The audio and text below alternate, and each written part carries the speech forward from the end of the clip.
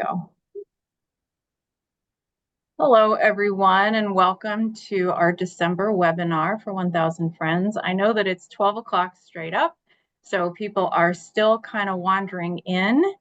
But we always start out with a few minutes of introduction while people are trickling in, and we've got a really exciting guest speaker today.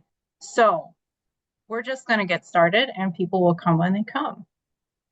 I'm going to share my screen. And hopefully you're seeing a slideshow. So my name is Susan Gettert. My pronouns are she, her, hers. I'm Community Programs Director at 1000 Friends of Wisconsin. And I think we have a lot of kind of newer faces in our audience today. So I'm going to take just a couple of minutes to introduce our organization and what we're about. We are 1000 Friends of Wisconsin. We are a statewide nonprofit specializing in land use, planning, and transportation policy. We've been doing this work for nearly 30 years. Originally, there was a task force formed to write and pass the comprehensive planning law in Wisconsin in the mid-1990s, which I believe was the first in the country. After that task force was done, because the law was passed, there was a nonprofit formed, 1000 Friends. So we've been working on land use and environment and promoting healthy communities for a very long time. Right now, we do a lot of community level work around land use and transportation, active transportation especially. And you can see all of that in our very wordy mission statement at the bottom of this slide. I want to just draw your attention to the fact that we are looking for a new executive director. So if you want to work with me and with Carl, who I'll introduce in a minute, please consider applying or pass this along to somebody who you think would be a good fit. I would also like to shout out that we are active on social media, mostly Instagram and Facebook. And if you want to know what we're up to, the best way to stay up to date is to sign up for our newsletters. I write the Active Wisconsin newsletter, which comes out at the beginning of every month, and it's chock full of information about what we have coming up, what resources are available, and interesting stuff I'm reading, and all those kinds of things. So I am really excited about our webinar speaker today. Dr. Wes Marshall is Professor of Civil Engineering and Urban Planning at the University of Colorado in Denver. He is also author of a book that just came out this year called Killed by a Traffic Engineer. Very provocative title, and it's a great book. I read it and reviewed it for our website, and I'm really looking forward to hearing what he has to say. I want to introduce Carl Glazemeyer as well. Carl, if you want to give a wave. Carl is our transportation policy director based out of Milwaukee, and they will be helping me monitor the chat for questions. So I'm going to hand it over to Wes, and if you all have questions, please enter them in the chat or hang on to them to the end, because we will have plenty of time for Q&A. Thank you, Susan, and thank you, Carl. Can people see my screen now? Very good. Yeah, so thank you to 1000 Friends of Wisconsin for doing the work that you do, for bringing me here to give this webinar. I'm excited to do so. And, for everyone watching, I'm excited that you took some time out of your day to listen to somebody talk about people dying on the road. So it's a tough topic, but it's something that we need to get better at. All right, so I think if you ask most transportation engineers to talk about our current situation, they'll probably start with something like this. They'll talk about our crumbling infrastructure or bridges, our failing transit systems, or rail. Like this grade from the ASCE report card was a little surprising to me, because I've heard we actually still have rail infrastructure in the Northeast Corridor that was put in place when Abraham Lincoln was president.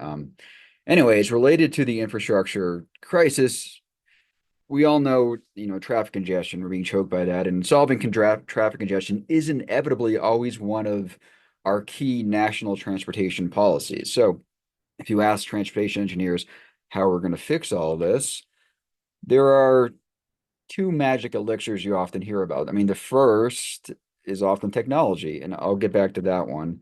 But the second is money. So transportation engineers love to say that if you give us enough money, we can fix all of your problems. We also love to tell you that if you don't give us this money now, it'll cost you a whole lot more later. For example, here are some dollar figures that puts money figures to the cost of traffic congestion. So what you see here are numbers suggesting that it costs New Yorkers like $11 billion per year, people in Boston like $4 billion per year, so on and so forth.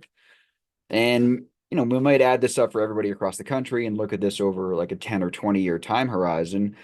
And we're all of a sudden talking about trillions of dollars that we are theoretically wasting sitting in traffic.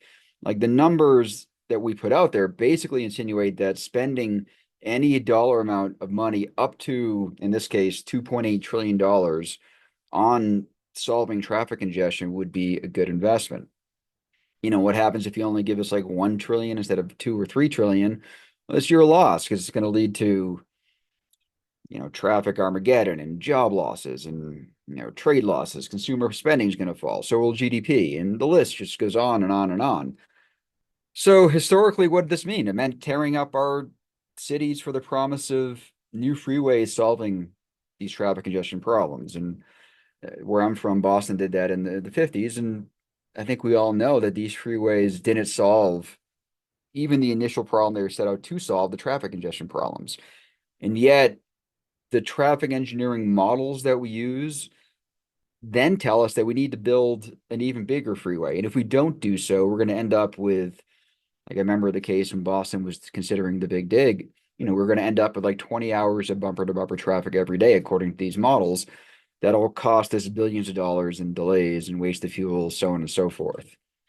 It all sounds super scary, but these traffic models make such a strong case for us traffic engineers telling you to give us money, putting us money towards more infrastructure. I used to think we were just a little bit misguided to just the way we were doing things. We would simply extrapolate vehicle miles travel trends. Like here is a graph of actual vehicle miles traveled and then our extrapolated trends on that. So you see the actual VMT in the green line, and the dash line is actually the official government projection of what they expected to happen in terms of vehicle miles traveled. But let me show you what happened in real life. And then the federal government went ahead and issued a revision. This information was pulled together by a friend of mine, Chris McCahill. He's the director of the State Smart Transportation Initiative at the University of Wisconsin-Madison. But seeing this, when you start seeing what's actually happening in the revision and what's actually happening, and again, the revised federal prediction for how much traffic we need to accommodate, like it makes you start to wonder, like, what the hell we're doing. And the deeper I dug into these sort of methods, the more I realized there wasn't much science behind much of it. Nor was there any connection to safety. The bigger issue is that we traffic engineers, we truly believe that a lot of this stuff that we were doing is steeped in 100 years of scientific inquiry, and that if we don't accommodate like the predicted traffic that these models are giving us, we're going to end up with even more safety problems than we have now. And that is sort of one of the things I'm trying to show in my book, is that none of that is really true.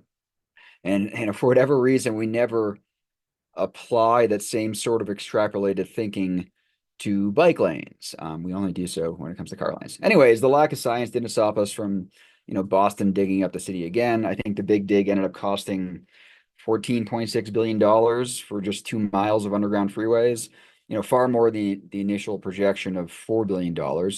These numbers are crazy, but we all know that whenever we need to expand a freeway or whenever we need to rebuild an interchange, the money for that kind of stuff isn't hard to find. But if we need to build a sidewalk or a bike lane, all of a sudden we're sort of digging in our couch cushions. How things turn out with the big dig? Well, they reclaimed dozens of acres of land right in downtown and opened up a ton of new public space, but they didn't solve that traffic congestion problem whatsoever. In fact, it got worse, and now Boston, here's an article saying they have the fourth worst in the world and second worst in the United States. So instead of trying and failing and trying and failing and trying and failing to fix the traffic congestion problem, I wanted to take a step back and figure out what the real problem is. So here are some numbers I put together that's trying to cumulatively add up how many road deaths we've had in this country. So we started tracking this data in 1899. So we had 26 deaths back then. And you can see when we hit 100,000 deaths in 1922, 500,000 in 1937, and in the early 50s, we hit 1 million deaths. So by that time, we'd actually already surpassed the number of deaths in all the US wars combined, including the American Revolution. But we've continued to go up and up and up. And earlier this year, given current trends, the data is now, oh yeah, we would have just hit the 4 million deaths mark. Around the world, we see, I think it's 1.3 or 1.35 million road deaths every year. So every day around the world, we see more deaths on the road than people that died in 9/11. But these deaths are often treated more like the cost of doing business than the public health emergency that they really are. And when I try to figure out how many of these deaths are pedestrians, 860,000. How many of these are bicyclists? Another 71,000. Um, Suffice it to say that there's a lot of deaths, and we were likely to hit the 1 million vulnerable road user deaths by the end of this decade. I mean, to the point where even Lego acknowledges we have a problem with this. But do you know who doesn't acknowledge we have a problem? It's often traffic engineers. So if you go to a traffic engineering road safety conference like I go to, you will often see a graph like this at the beginning of one of the presentations. So this, as you can see here, is road fatalities through the years, and it's a rate. So road fatalities per 100 million vehicle miles traveled. That's the typical way we measure stuff. We'll talk about that in a second. But it went from being, a non-factor at the turn of the 20th century to being grouped along among the leading causes of death less than a generation later. But since then, we've been getting better and better and better. To the point where traffic engineers at these conferences will pat ourselves in the back and say something like this, like, we're doing great. But one thing I see as problematic is that I feel like we are measuring the wrong thing. So let me give you an example here. Let's say we have two cities. Each of these cities has the same number of road fatalities, so 16. The people living in the community you see in the top left, they drive cumulatively 2 times further than the people living in the bottom right, which means, given that the way we measure road safety, the one in the top left is also 2 times safer than the one in the bottom right. But I think one thing we can all probably agree on is that dying on the roads is not great for your health. So what happens if we measure road safety like the medical profession measures every other health related issue? What if we do it based on population? Well, let's say that 200,000 people live in the top left and 400,000 people live in the one in the bottom right.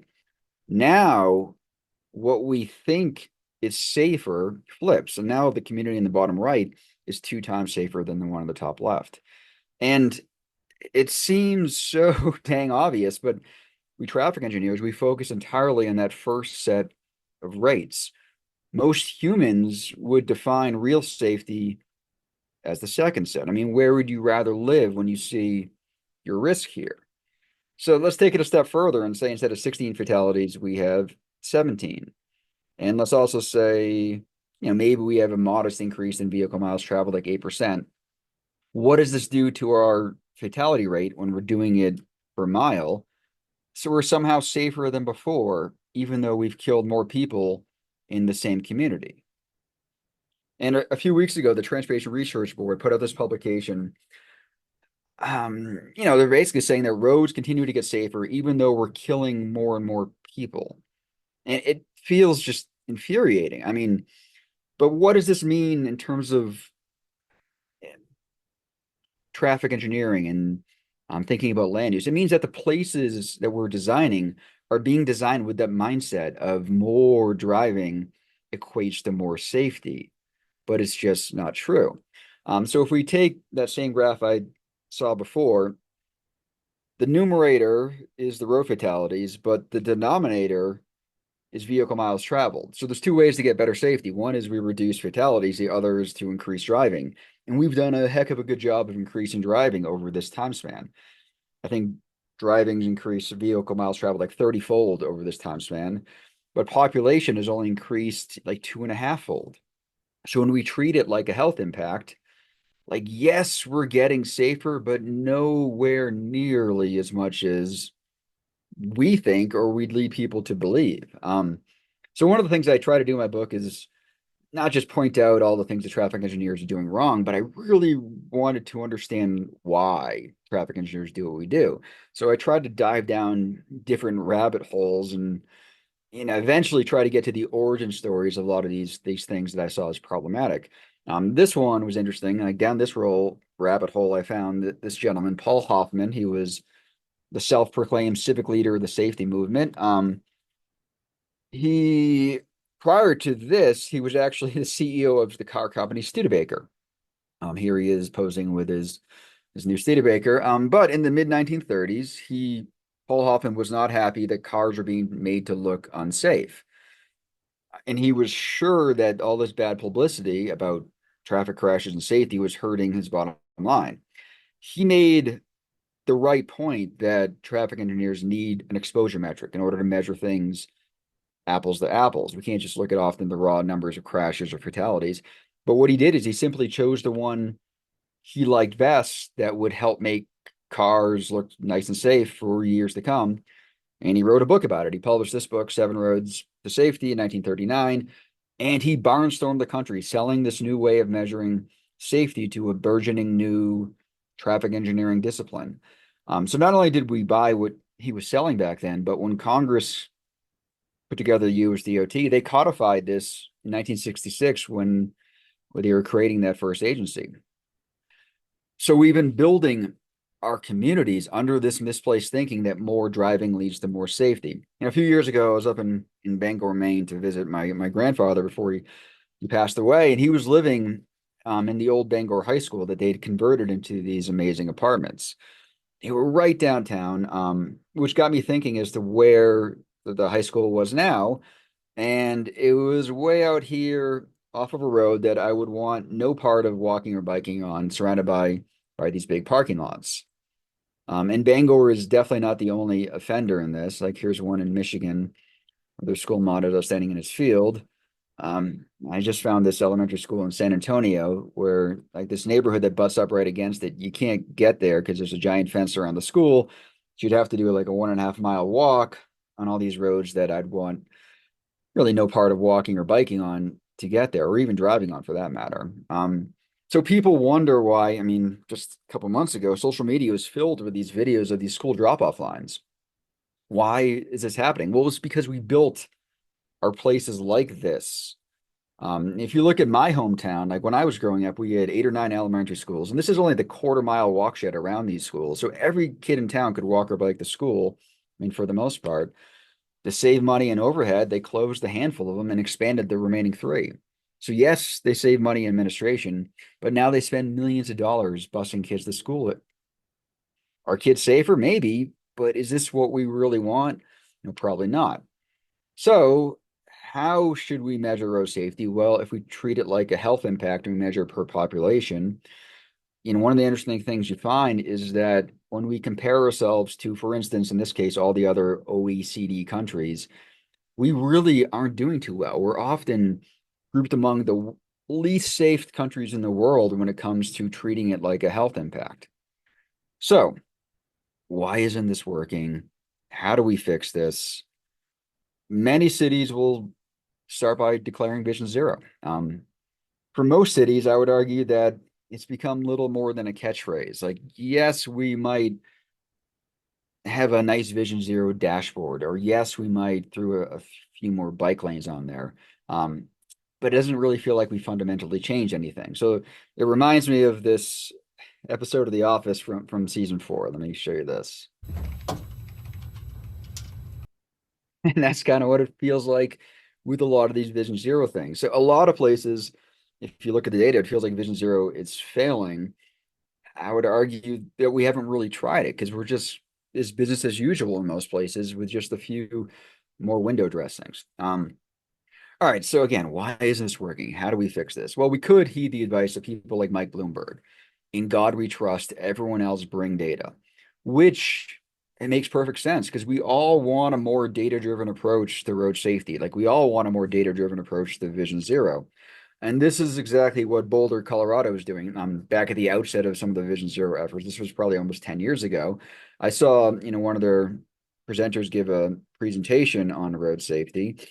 Um, and he started off with what I think traffic engineers all know is referred to as the three E's. So the three E's, engineering, education, enforcement, they represent our conventional approach, or I guess our options for attacking a road safety problem.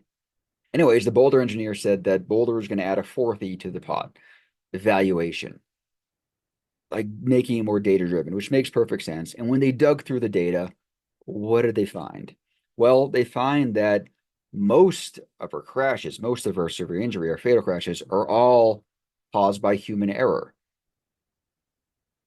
And if human error is the problem, the easiest solution is often technology. It's often the magic elixir. We can just wait for technology to save the day.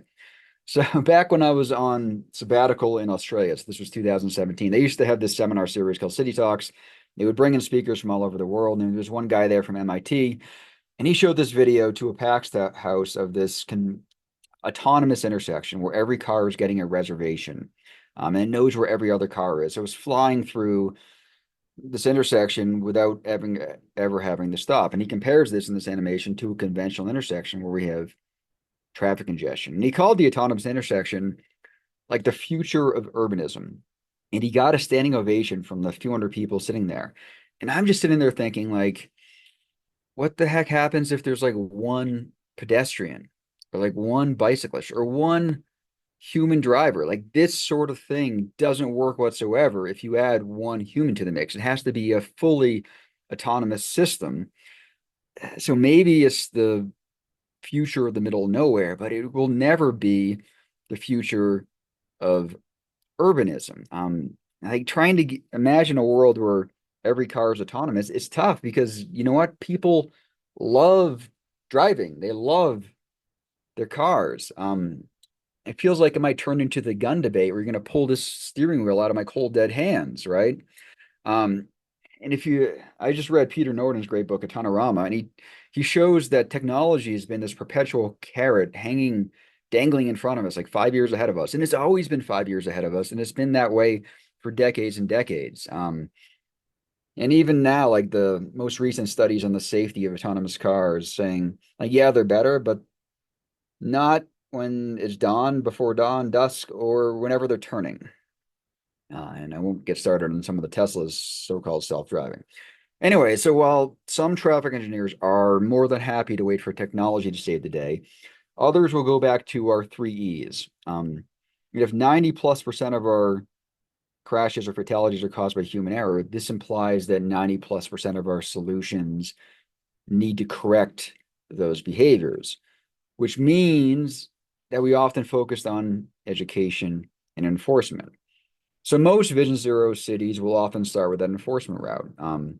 We'll start by cracking down all the jaywalkers and the scofflaw cyclists. And New York City Police, for instance, they issued 43 tickets to bicyclists, I think, in this one year, and one to truck drivers, even though the numbers were actually inverse. Like 43 people were killed by truck drivers and only one by a bicyclist in that time frame. Or here's a quick video from Washington, D.C., just a couple weeks ago, where they were pulling bicyclists over for going 16 and a 15. Even those who get caught speeding. Guy in the red helmet's going 16. Do you mind stopping, please? Slow down, please. So we're out here conducting a speed enforcement. They're not citing people unless they're. So if we want to really follow the data, it helps to sort of wrap our head around who was actually killing people in our system. And it's not the pedestrians, the jaywalkers, or the bicyclists. They might be killing themselves, but it's rarely other people. And we also know when it comes to enforcement, the benefits of enforcement are usually temporary. Things go back to the status quo pretty quickly. We have plenty of evidence of racial disparities in enforcements, all that sort of stuff. And even when we start looking at cameras, there's a nearly universal fear that it's either a giant cash grab or Big Brother's watching us. So a lot of that stuff is hard to implement. So the lowest hanging fruit often ends up being education. And then when Boulder looked at their crash data and realized they had this massive human error problem, they focused on education. They put out a PSA, which is similar to what you see from every agency responsible for road safety. Like, it's up to all of us to make our streets safe. A couple months ago, the Colorado DOT did something similar up at Red Rocks. So I went up there on a Monday morning and saw that they had filled over 3 rows of the venue with signs representing, I think it was 257 people that had died the previous year in speeding related crashes. And you can see like each of these signs represents one of those people. And when you look closely at the signs, and I noticed that little SoundCloud thing on them, and I scanned it, and it led to this playlist of slow tempoed songs. I was like, okay. Um, and I tried to figure out what they were doing, and they cited some research saying that slower songs lead to slower driving. Being who I am, I dug up that study and that they cited, and I found that it wasn't a study whatsoever. It was just a review of other papers. One of those papers looked at driver speed as a function of the music being played. I dug up that paper and found that it was based on a single like driver simulation study. It was an experiment, I think in 2002, where in Israel, where 20 music education students were forced to use a driver simulator for course credit. That was the one study that they cited. And I tried to find any more recent research on it. All I could find was this one that didn't find any link whatsoever. So I'm not saying this link doesn't exist, but like a lot of stuff in transportation engineering, it needs more research. And while I appreciate the effort, it might be a bit premature to spend all this time making a playlist of, I think in the end, there was 151 songs on their playlist that they made. To me, what I found more effective was just seeing like a 5-year-old kid in this county was killed. Like that, when you think about those kids in our streets being killed by speeding, or kids like this one that was happening running by, it's much more effective to me than a reporter going on TV to tell all of us to behave better. And to be honest, the underlying thinking by traffic engineers like me is that we built a safe system. It's up to all of you. If you just follow the rules, we'd all be safe. This is your fault, not ours. And that's the mindset. So let's think about this again. The 94% of our crashes are related to human error, because I would argue that the reality of that is not that simple. So what is really behind these crashes? So let me give you an example. This happened in Vancouver, Washington. I happened to I hear about this crash the morning it happened, so I tried to follow it over the course of the day. 6:30 in the morning, a 14-year-old boy and a 17-year-old boy were walking to school. They get hit by this pickup truck at this intersection here. So when you think about how a crash like that gets put into like the databases I work with, like as a road safety researcher, I'm using this data all the time, and you see like crash causation, and we're trying to do all this research looking at what's causing these crashes and how to fix it. This often ends up as a speeding crash or a jaywalking crash. It'll be one or the other. How do we fix it? Well, if it's a speeding crash, we might do what the Colorado DOT did and tell people to drive slower. Like speeding's a problem. But when you look at the road, I mean, this is like a 5-lane road with a 35 mile an hour speed limit. Like, is it an error if somebody's going more than 35 on a road that's clearly designed for way more than 35? Or here's a even more egregious example. This is from Alexandria, Virginia, where you see the speed limit is 25. Like if you're going 35, to me, that is not an error. That is you're behaving very rationally given the transportation system that we put in front of you. And here's some officers bragging about catching somebody going 70 miles an hour on a road that was designed for it. So if we blame the crash on jaywalking instead, we might have to look at one of our warrants in our MUTCD and try to figure out, if we have enough people that are brave enough to cross the street during the peak hour to warrant something like a hawk beacon or something like that. And typically we don't. It's kind of a chicken or egg problem. We'll hit on this a little bit again later. But what do we do instead?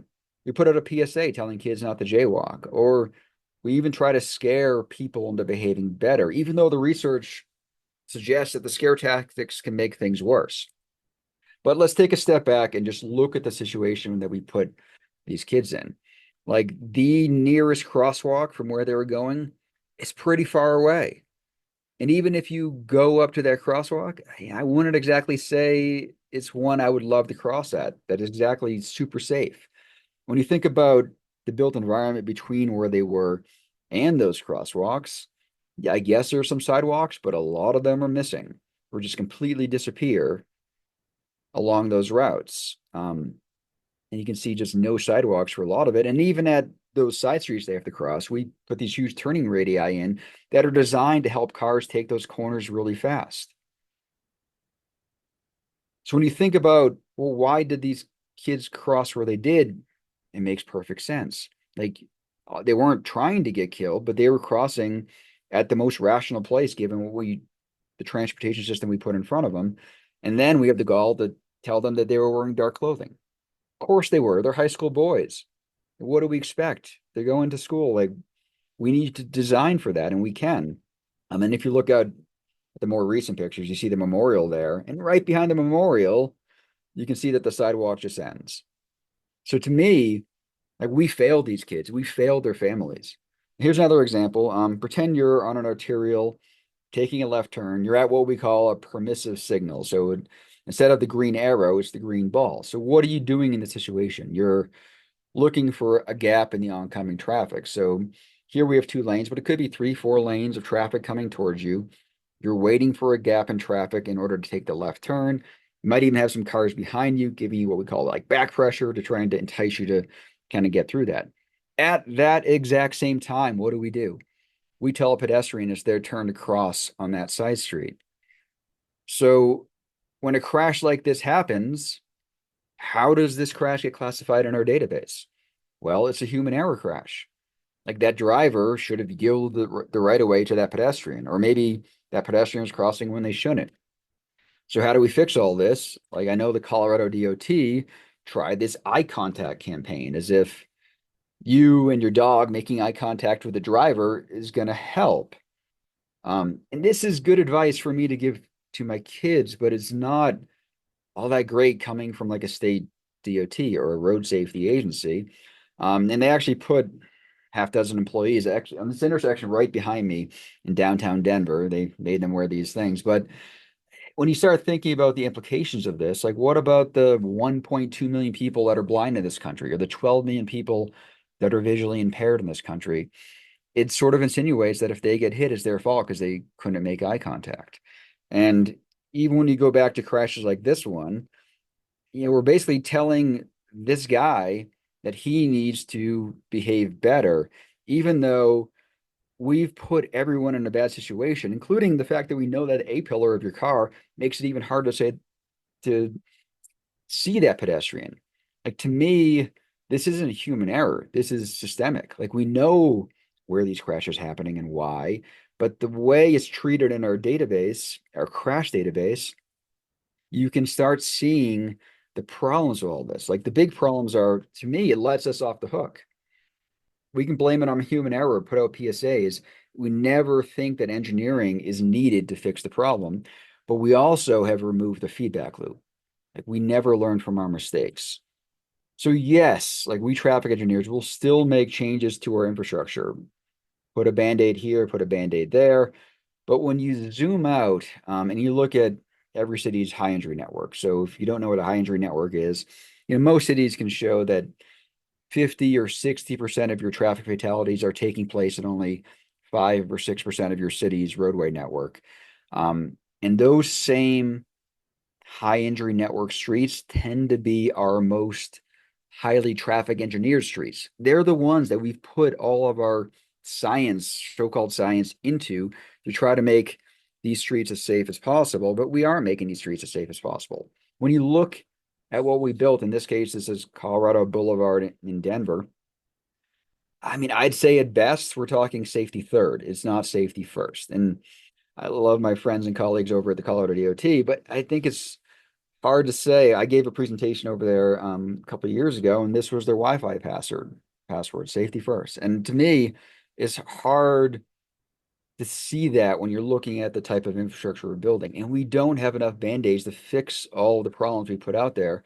And it's really hard to put a band-aid like this. This is, I was trying to look for sort of the biggest uncontrolled, like no median. It's a crosswalk This one is 245 feet across curb to curb, which based on the typical 3.5 feet per second that traffic engineers assume, this would take 70 seconds to cross. And there aren't enough band-aids to fix something like this. So why do we do this? One reason is fear. So it's fear of the traffic congestion issues that we were talking about at the beginning. Another, I would argue, is that traffic engineering is a sub-discipline of civil engineering. So when I was an undergraduate, I would take courses in structural engineering, hydrology, geotechnical engineering. In courses like that, we are taught to figure out the design load. We typically multiply it by 3 to give ourselves a factor of safety. Like a bigger beam like this one, it might cost us a little bit more, but it will be safer. And this factor of safety mentality seeps through all of civil engineering, which makes perfect sense when it comes to a culvert or a bridge or a building. But the factor of safety mindset does not work as well in transportation. Why? Well, Mother Nature doesn't care how big our beam is. It's not going to be any windier, or how big our culvert is. It's not going to rain anymore. But when you put a wider road in front of a human, they behave differently, and we don't get the outcomes we might think. So here's a picture I took. I did a talk up in Big Sky, Montana this summer. This is right outside of Yellowstone on the way there. And this is an example of what would be considered a perfectly well-engineered road. Like the area to the right of where the travel lane is what we call a clear zone. And that gives us a factor of safety. And this is a diagram from the most recent AASHTO roadside design guide. They're asking for a clear zone distance, I think, of like 31 feet in this case. And this table, this exact table, was in my undergraduate textbook. What does it insinuate? Well, the column on the left shows us that the bigger and bigger clear zone we have, the safer we're going to be. The one on the right shows us the reduction in crashes. So in other words, the bigger we make the clear zone, the safer things are going to be, which is pretty much what they built here. At the other end of the spectrum, this is a mountain here in Colorado, formerly known as Mount Evans. It's now known as Mount Blue Sky. It's the highest, I think, paved road in North America. It brings you up to a 14,000 peak. If you have ever been on this road, you know that there was absolutely zero clear zone. It's the exact opposite of what we saw in Montana. If you look at the data, this is a guy from the Colorado DOT telling us it has very few crashes. Why? Well, how do you behave as a driver on each of these roads? Like very differently, right? I mean, you can afford to make a mistake on the one on the right. You can't on the one on the left, which is actually safer. If you take a closer look at that one near Yellowstone, you see this sign. And if you pay attention, you see dozens of these little white crosses along that stretch. So I'm not saying that clear zones are definitively safe or unsafe. What I'm saying is that it's not as clear cut as traffic engineers would lead you to believe. In fact, it's not as clear cut as traffic engineers were led to believe themselves. You take a look at this highway in Florida, compared to this one in Saskatchewan, Canada. You know, you can just see how differently these. I mean, one is the perfectly well engineered one, but that is the one that actually has a much worse safety record. Yet this is, being hailed. It's a pretty well regarded cross section showing what the Florida DOT is trying to push through urban areas. And if you're a traffic engineer, if you think about what the definition of a clear zone is, the idea of a clear zone is the factor of safety where you're supposed to give space for an out of control driver to recover. So if you're drunk, if you're speeding, you get out of control, you get to recover in that space. Look where the clear zone is on this cross section. Who are we putting in the clear zone? Like we're putting the bicyclists and the pedestrians. Like, doesn't make any sense to place those vulnerable road users right exactly where we want out of control drivers to have space to recover. Of course not. But designs like this that actually have a sidewalk are still being hailed as a major improvement, which isn't wrong given a lot of the transportation system we've provided. So what I would say is that we can do better, but it's not this or this or this. Like even worse, like we tell kids to bike to school on streets like this instead of giving them facilities like this one. I took this picture in Vancouver, British Columbia, when I was there for the ITE conference. This was back in 2010. And not only do we blame one or the other of the road users when a crash like this happens, like this particular crash won't even end up in my crash database because it's a Doring crash. and there wasn't a moving car in that. And the only city I know of that does collect the data is Chicago. In fact, Sharrows were invented in Denver. And when Chicago did start collecting that data, we showed that Sharrows turned out to be worse than nothing in terms of safety. Like the areas where Sharrows weren't put in ended up being safer than the ones where Sharrows were. But obviously, real bike facilities were even safer.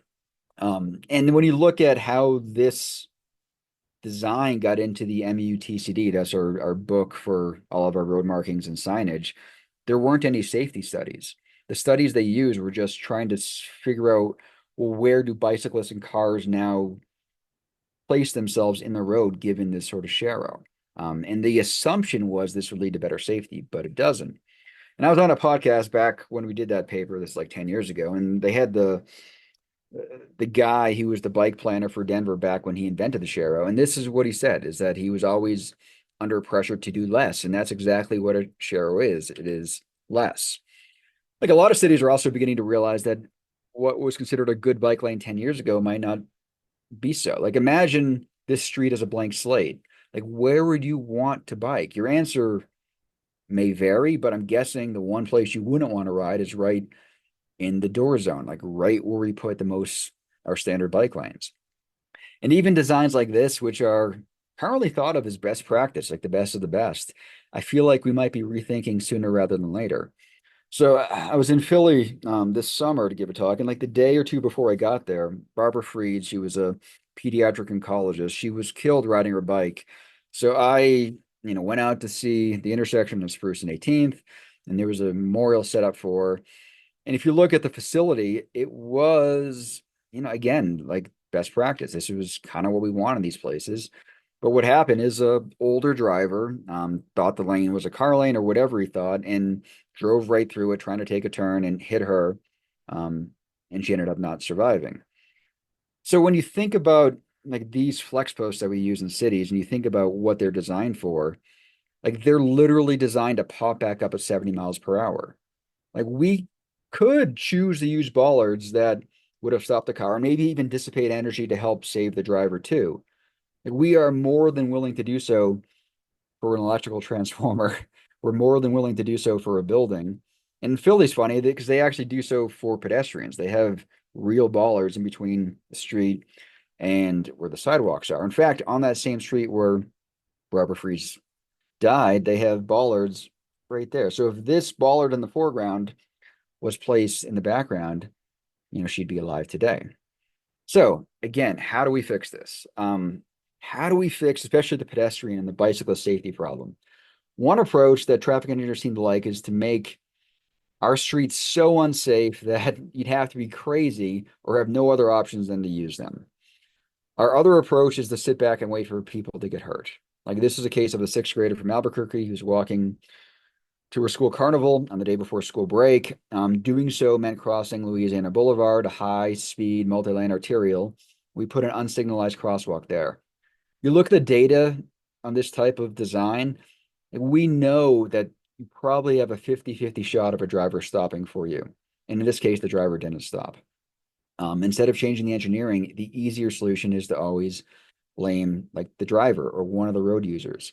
So we simply will tell everybody that safety is like a shared responsibility, problem solved. And if you look at the Safe Systems approach, the Vision Zero, the Federal Highway put out this document, and one of the things in their 2025 budget says that same thing, safety is a shared responsibility.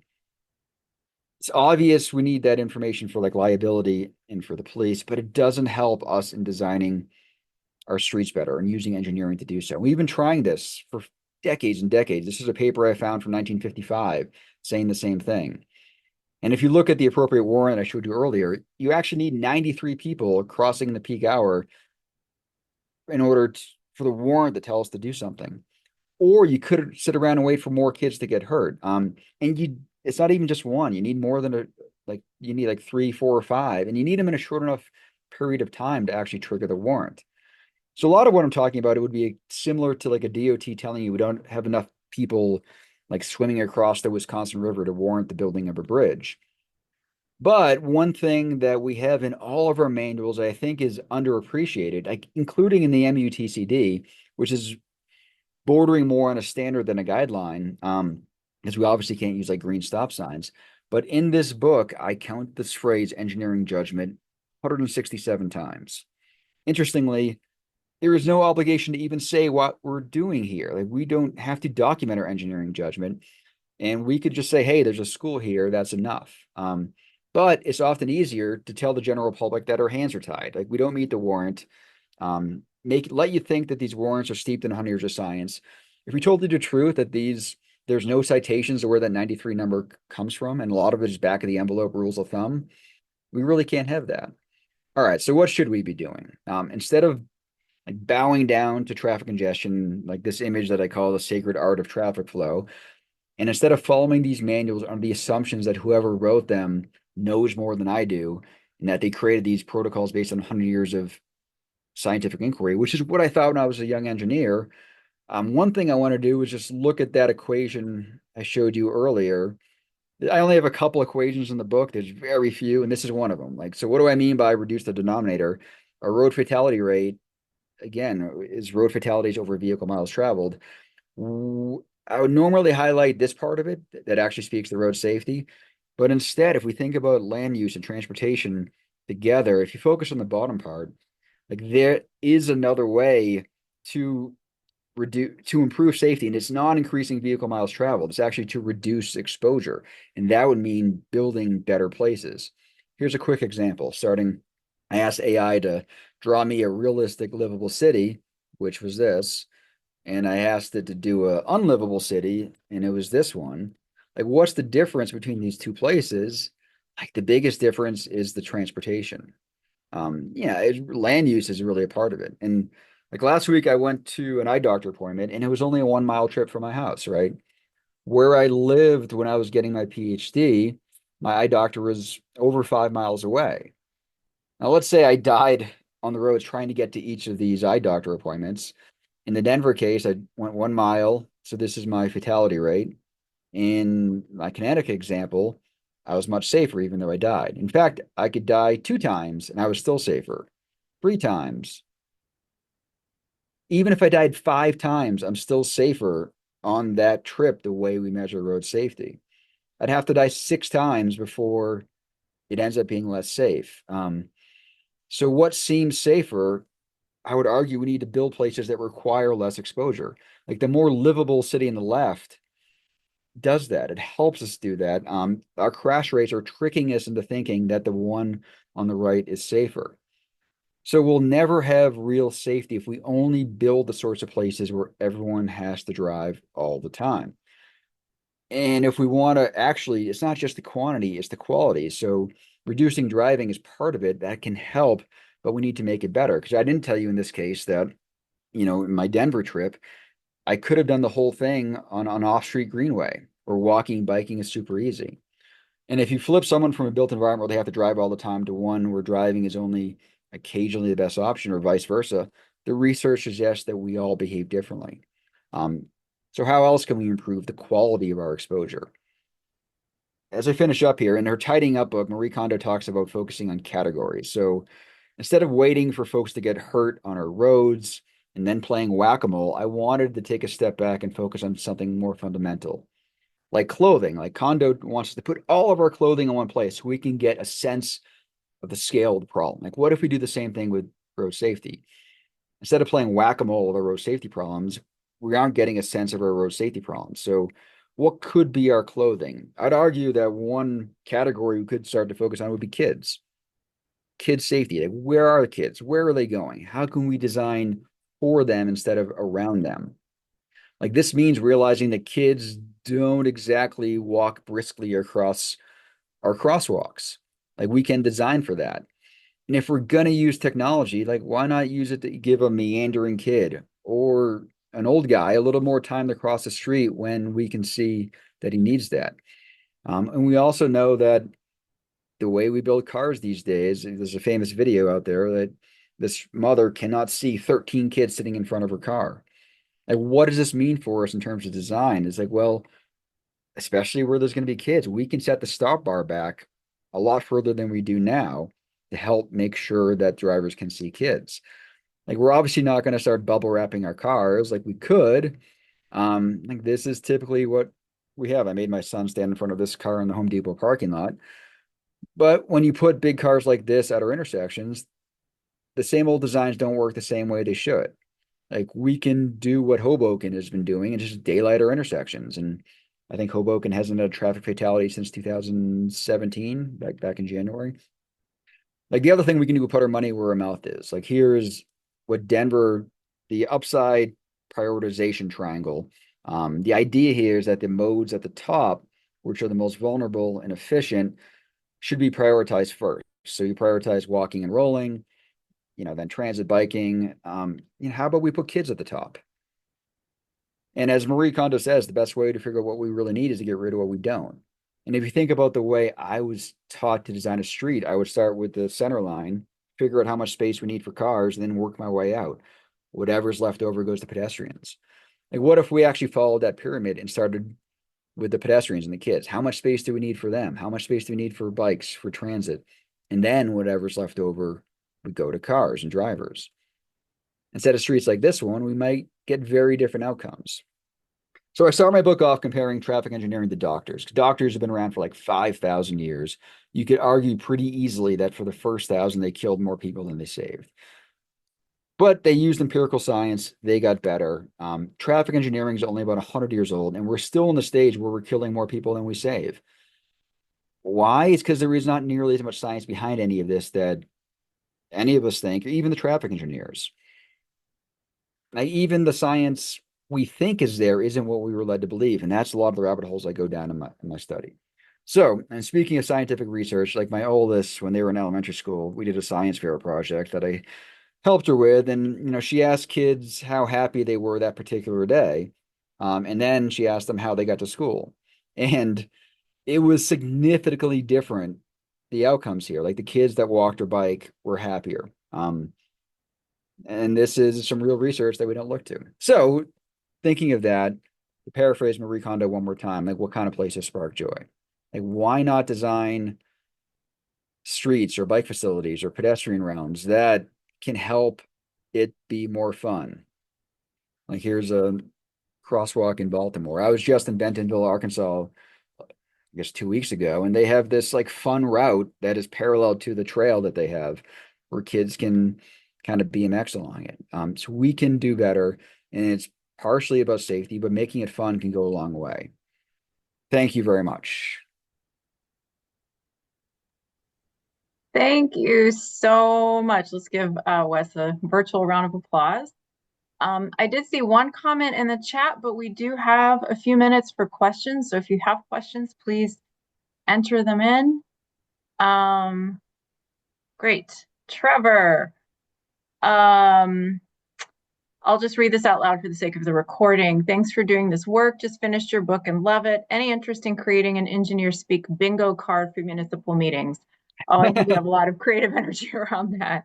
And the serious question, are you or any of your students or partners considering putting together a digestible toolkit for transport equity and safety advocates to help create change in their communities? I mean, so the first one, yeah, a bingo card or a drinking game would sound like fun in those cases. The second one, given that you've read the book, you can see like towards the end, I'm trying not to be overly prescriptive because I've learned that what we think is like a good, safe street today might not be so in like 5 years. So we need more. I feel like groups like NACTO are doing a good job. I knew their new bikeway design guide is coming out in January. So I don't know. Like I'm trying to think what's next. I have all these ideas at the same time.